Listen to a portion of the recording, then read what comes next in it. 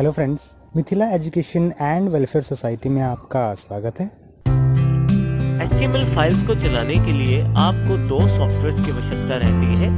सबसे पहला सॉफ्टवेयर है कोई भी टेक्स्ट एडिटर जो बिल्कुल सिंपल टेक्स्ट एडिटर हो और वो रिच टेक्स्ट एडिटर ना हो। इसका अर्थ ये हुआ कि वो माइक्रोसॉफ्ट वर्ड नहीं है। आपको बेसिक टेक्स्ट एडिटर की रिक्वायरमेंट है, जैसे कि नोटपैड।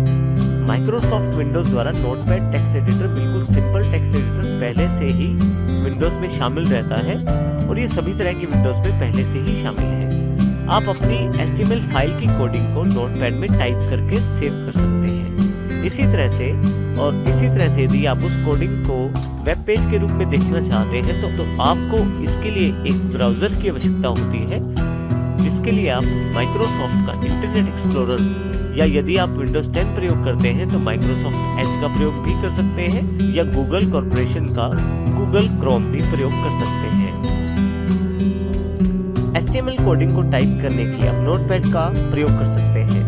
नोटपैड खोलने के लिए आप यदि विंडोज 10 का प्रयोग कर रहे हैं तो स्टार्ट पर जाएं, ऑल प्रोग्राम्स पर जाएं। यहाँ से नीचे की तरफ आते हुए आप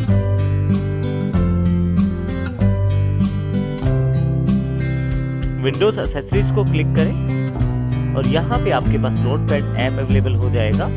अब इसको क्लिक करके यहाँ पे खोल सकते हैं और इसमें आसानी से आप अपनी कोडिंग को लिख सकते हैं। अभी मैं इसको क्लोज कर देता हूँ। नोटपैड खोलने के लिए आप कोटाना के इस सर्च बॉक्स का प्रयोग भी कर सकते हैं। आप यहाँ टाइप करें नोटपैड। आप देखेंगे ऊपर आपके पास सजेशन अवेलेबल है नोटपैड के रूप में डेस्कटॉप ऐप। आप इसे क्लिक करके यहाँ पे खोल लें और यहाँ पे आप अपनी कोडिंग को टाइप कर सकते हैं। आप चाहें तो इसके लिए नोटपैड++ का प्रयोग भी कर सकते हैं। नोटपैड++ एक ओपन सोर्स सॉफ्टवेयर है जो कि इंटरनेट पे बिल्कुल फ्री उपलब्ध है। आइए हम कुछ स्टेप्स के साथ देख लेते हैं कि किस प्रकार आप इसको डाउनलोड करके इंस्टॉल कर सकते हैं। सबसे पहले आप गूगल सर्च इंजन में नोटपैड++ लिखें। आपके पास काफी सारे रिजल्ट्स उपलब्ध हो जाएंगे। आप पहला कोई भी रिजल्ट जो नोटपैड++ वेबसाइट का है आप उस पर क्लिक करें। आप देखेंगे कि आपके पास वेबसाइट अवेलेबल हो गया है नोटपैड++ का। यहाँ पे नोटपैड++ के काफी सारे एडिशंस या काफी सारे वर्जन्स की जानकारी है। आप लेटेस्ट वर्जन का प्रयोग कर सकते हैं, जैसे कि मैंने किया है। यहाँ डाउनलोड बटन पे क्लिक करें। यदि आप गूगल क्रोम प्रयोग कर रहे हैं तो नीचे की तरफ आपके पास डाउनलोड कंप्लीट होने के पश्चात कुछ ऐसा ऑप्शन अवेलेबल हो जाएगा। आप यहाँ पे क्लिक करें और यहाँ से आप उसे ओपन कर सकते हैं। ओपन करते ही आपके पास कुछ ऐसा बॉक्स अवेलेबल है जो इंस्टॉलर की जानकारी देगा। अब आप नोटपैड++ को आसानी से यहाँ से इंस्टॉल कर सकते हैं। इंस्टॉल की जाने वाली भाषा को सिलेक्ट करें। डिफॉल्ट यहाँ इंग्लिश रहती है।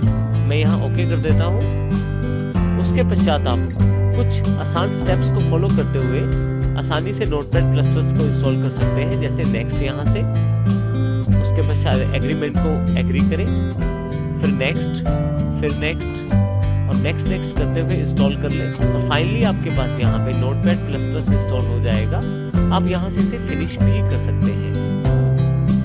अब यदि आप अपनी कोडिंग को नोटपैड++ में लिखना चाहते हैं तो उसके लिए आप स्टार्ट पे क्लिक करें और ऑल प्रोग्राम्स पर जाकर आप यहाँ नीचे की तरफ एन सेक्शन में नोटपैड++ को क्लिक करें और इस नोटपैड++ के आइकॉन को क्लिक करते हुए नोटपैड को खोल सकते हैं।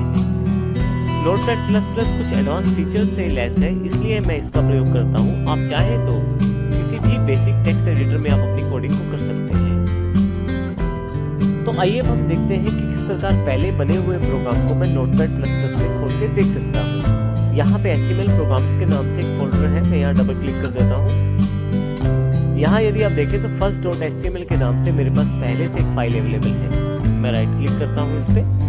यदि आपके पास नोटपैड++ इंस्टॉल है तो एडिट विद नोटपैड++ के साथ आप इसे खोल सकते हैं। आप देखेंगे फाइल मेरे पास यहाँ अवेलेबल हो गई है। मैं यहाँ इसको मिनिमाइज कर देता हूँ। इसको यहाँ से मैं हल्का सा इसका साइज छोटा करके साइड विंडो में से लगा देता हूँ।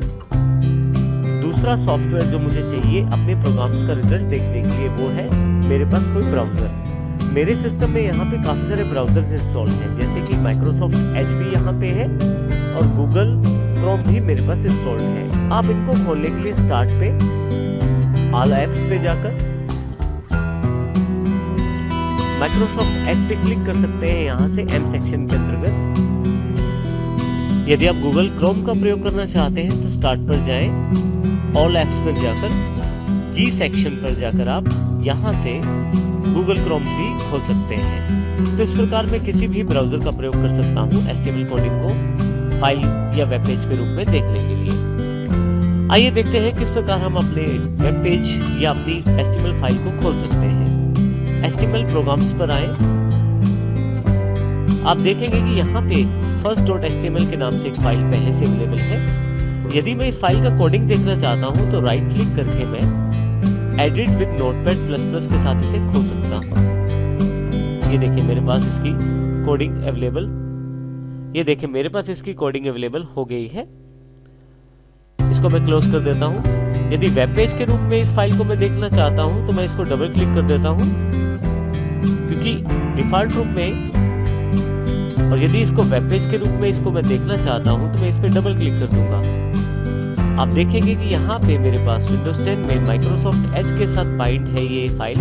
तो जब डबल क्लिक करूंगा तो Microsoft Edge ब्राउजर में इस फाइल का रिजल्ट दिखाया जाएगा।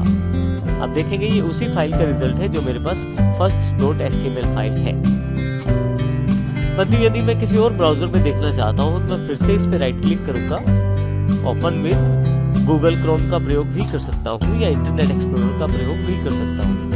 जैसे गूगल क्रोम के साथ खोलने के लिए मैं इस पर क्लिक कर देता हूँ तो वेब पेज का जो रिजल्ट है वो गूगल क्रोम के साथ अवेलेबल हो जाएगा।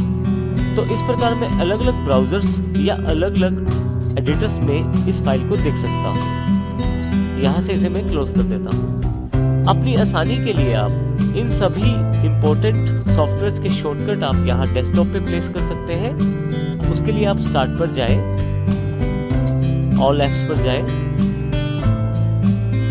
जैसे कि माइक्रोसॉफ्ट एज को मैं चाहता हूं प्रयोग करना तो मैं यहाँ पे इसे ड्रैग करके बाहर ले आता हूं। देखिए लिंक अवेलेबल हो गया है। इसी तरह से यहाँ से मैं गूगल क्रोम को बाहर ले आता हूं और इसी प्रकार मुझे नोटपैड++ को ज्यादा प्रयोग करना है तो नोटपैड++ का भी यहाँ पे मैं शॉर्टकट क्रिएट कर लेता हूँ। तो इस प्रकार हम इन सॉफ्टवेयर्स की सहायता से आसानी से HTML फाइल्स को बना भी सकते हैं और उनका प्रयोग भी कर सकते हैं।